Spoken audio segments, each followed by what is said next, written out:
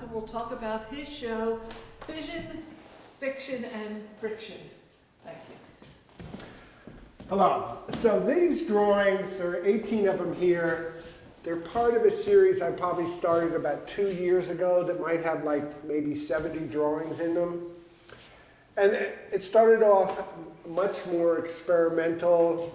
It didn't have the layers, but probably the last 20 or 30 have sort of coalesced into a system that I have here, where these were some of the first ones of this type, where they all have figures in them.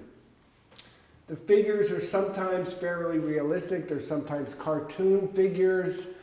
The figures that I draw, I also for the past couple of years have been drawing from life models. So some of the figures are copies that I've taken from drawings I've done of life models. Some are just out of my imagination. And then also, I look at artists I admire drawings. I look at Picasso drawings. I look at Beckman drawings. I look at Bruegel drawings. I look at Bosch drawings. I look at Matisse drawings. And then sometimes I'm just looking, well, how do they draw eyes? Like I was just looking at Bruegel the other day, and one of the interesting things, a lot of his drawings, he has the mouths open. Now, it's not a drawing here, but a drawing I was just working on. I said, well, I'm going to draw people with their mouth open, just because I was impressed with how Bruegel did that. That was interesting. Then also just this week I was at the Barnes collection and I was looking at a painting. There were two paintings that really struck me. One was Picasso's Girl with Goat, and the other was this painting of Cézanne's, of his Madame Cézanne, and the way he did the hands, where they looked like he had, like the hands were almost in motion, which was really interesting, because I'm really interested in hands, and like there's one, let's see, where is it? Is it here? There's a drawing here where I have and it was a drawing I did from life.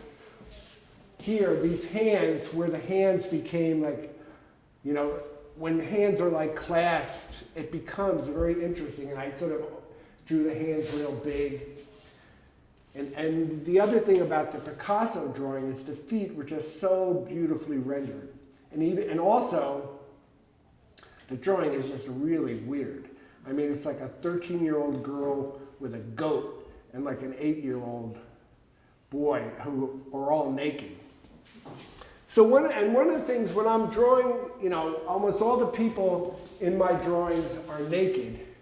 And it's not for any, it's just part of the reason to have all these people sort of floating around in space. It's just, I'm just interested. I'm not really, when I'm doing it, I'm not thinking of relationships, but it's like a story is creating itself as I'm drawing. It's like almost like I'm not creating the story, I'm just drawing figures, and as they get near each other, it's sort of a relationship is drawing. That's why I said it's a fiction. It's not like anything that I've thought of almost. It's like they're creating their own story. And then on top of that, so I have that part where I'm drawing these figures, and then once in a while, I'll actually almost draw, like this figure I just saw right here is based on a Beckman drawing. It was like I was on, how does Beckman draw? I mean, because he has a very distinctive. So it's not, so I actually drew this face as like a Beckman face. And then this face here, another one of my favorite artists, Marston Hartley. This is like a Marston Hartley face. There's not a lot of them, but I could probably go through and say this face is from, I don't know. But every once in a while. And then like this is a drawing of Cesar Borja, who's a famous fado singer, and which I once saw in concert, who sings with bare feet, and she has the most amazing feet. I probably haven't seen her in 20 years, but I was just thinking about her feet. And I said, I'm going to draw her. And she has like very big, massive feet, and just a very distinctive face. So I just tried to draw her. So I'm doing that. And then, so throughout my career, I've done figure drawing, paintings of figures. I've also done abstract art. So now I have this, sort of the abstract portions of this have to do, It has to do with a lot of different things. One of the things is looking at sort of early manuscripts and marginalia and early manuscripts, which somehow you can see sometimes in like these forms and maybe these forms and circles, sort of, and because they're on paper, they have sort of this manuscript type flavor. But I'm also like, one of the reasons I'm so interested in circles is because circles are both like windows, portals you see through, and they're also targets. But like this is a target, it's a target. But one of the things I'm interested is like the audience, how with the sort of graphic watercolor colors, they have an effect when you're standing far away, but then they have a different effect when you stand close. Like if you stand far away, the figures almost become just this nervous energy. But then when they're close, you can start seeing how this figure relates to that figure. So it gives you a different experience as you're looking at it close and far away. That's another one of the things I'm interested in. So another thing, I'm not in all of them, but I also have writing. And the writing I was doing, I did maybe, I don't know, 7 or 8 of them, where I was copying poems in Latin. Because I wasn't really that interested in what they were saying, although the Latin poems I was reading at the time, just because they're about sort of these epic journeys, and I was kind of interested in the whole idea of the epic, that these drawings are kind of about these characters, they're almost like falling through time or falling through space, which is kind of what epic poetry has a feeling. So I was interested in that. So I was just writing these poems, which again, with the internet, you can just go Latin poems, epic poems, and find some. So I was doing that, and then sometimes I write things on my own. One drawing I'm actually working on now, I was just looking at it, I was thinking that everybody looked very fragile in it. So then I was writing about the whole idea of fragility in the drawing, even though, I mean, that's not a drawing I did here. I guess another thing I'm interested in edges of things, how this is like an edge, and how things are, the two different edges between the ochre and the gray, how things change, and just like the sort of drip edges, like this edge is another interesting thing. And then some of them, which I'm starting to think about more, is how on some of them, like this and this maybe, I'm creating a sense of light in a way where these forms become not completely flat, and maybe like some of these.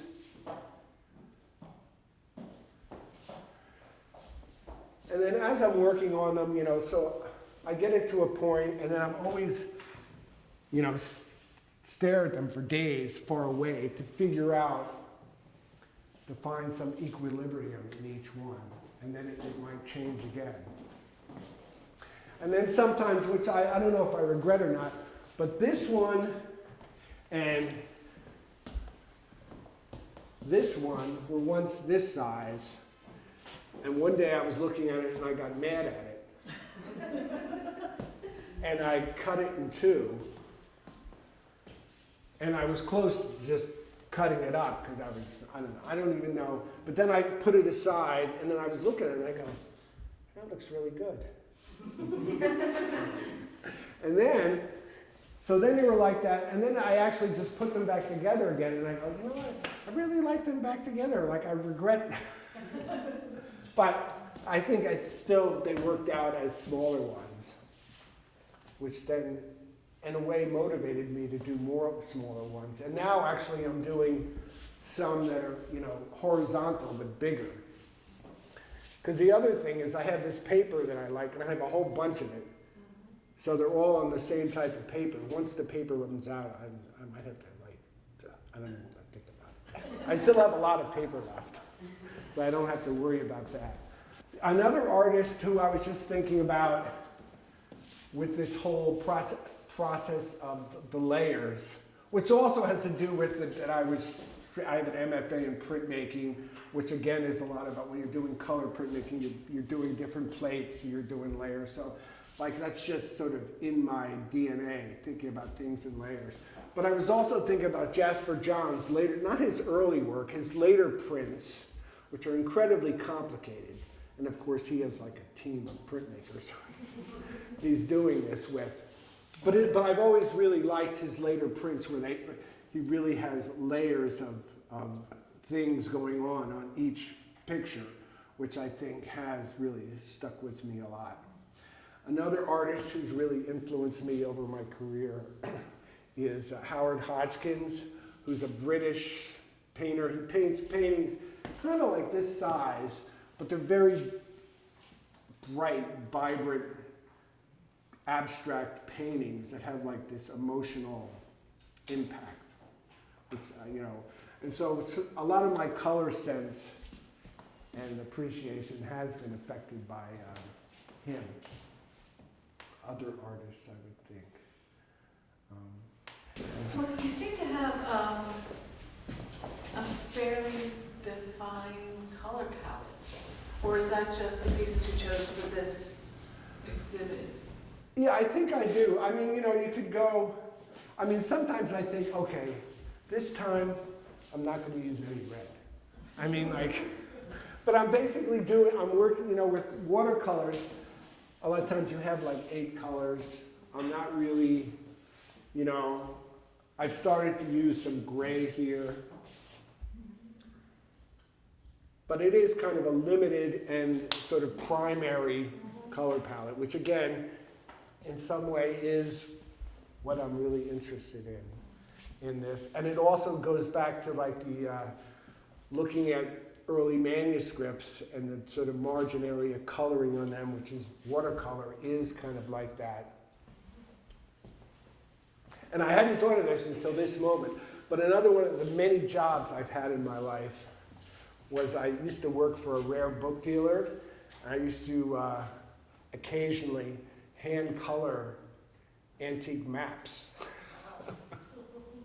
because he could sell them for more money when they were hand colored, and I could do that. And again, hand colored maps have kind of this kind of, when you look at, simple watercolors, these are, it's pretty simple coloring. It's not, John Singer Sargent watercolor type technique. That's not what I'm doing. Yeah, but there's emotion and a light about your Yeah. colors. They seem to be in motion, more so than.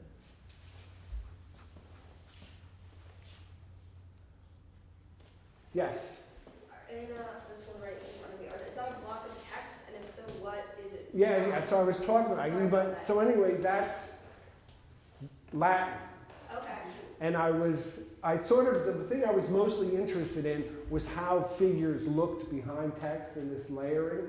So I was actually reading some Latin poem, in English, but there's a website where and there are poems that are kind of like these epic poems that are just about, all these wild things, which I was, I kind of was looking at these drawings as being about this epic journey, all these people interacting, so it sort of made sense to me to use that. But if you look, so like this poem is in Latin here, and then I'm looking at it and go, no one can read that anyway. And then I copied the poem in English there.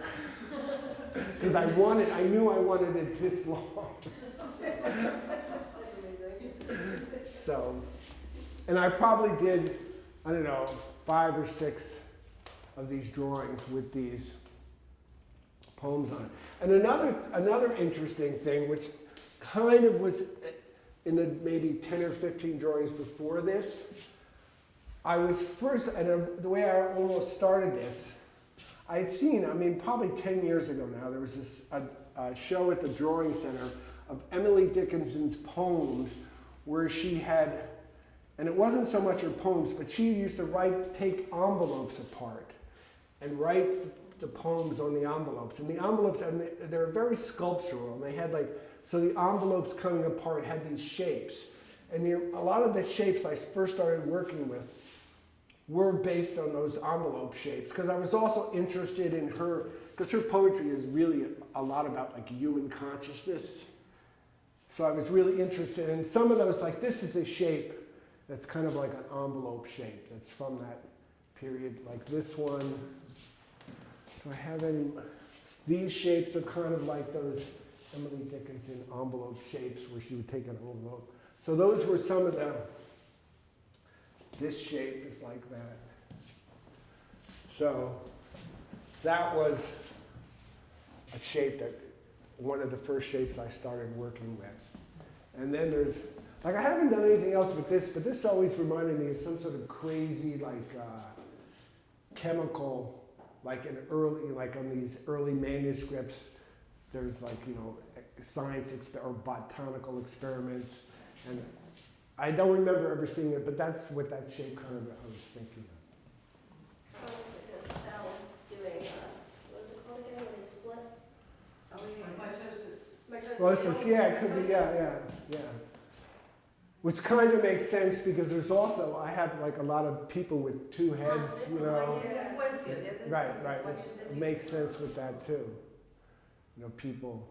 And this is also something I think I'm going to work more on. This sort of like, it's almost like this automatic drawing of like, I'm trying to draw figures as tiny as I can and as quickly as I can. It is kind of like a, I don't know, it creates an almost writing effect that I find interesting. So I think I'm going to do more of that.